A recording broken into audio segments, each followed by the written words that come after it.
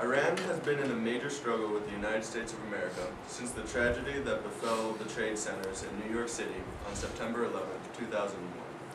According to the BBC News, Iran and the Hezbollah, a powerful religious and militaristic organization of Shia Muslims, both materially and directly supported al-Qaeda in both of the attacks.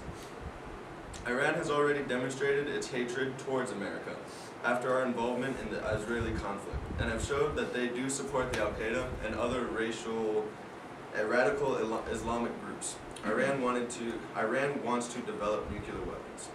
We as a country cannot tolerate Iran going nuclear. The U.S. must put a kibosh to the Iranian nuclear campaign. Although Iran has stated that they only want nuclear energy, we know that the risk of retaliation and terrorist activity is too great of a gamble. Also, many believe that it would start a Middle Eastern arms race, which could go worldwide. Saudi Arabian leaders have already expressed their displeasure with the news of Iran going nuclear.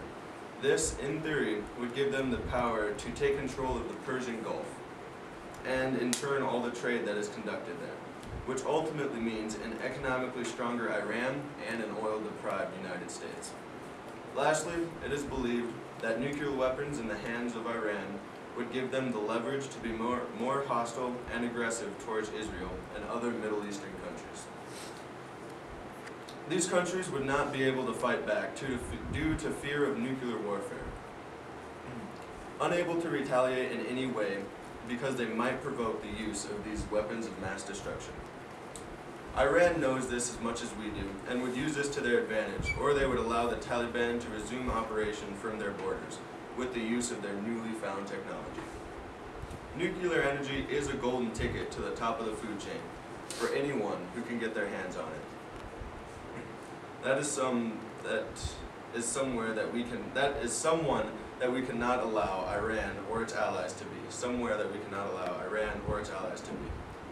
Even though the U.S. has plenty of problems within its own borders, we must also keep in sight that we are a worldwide superpower and must act accordingly.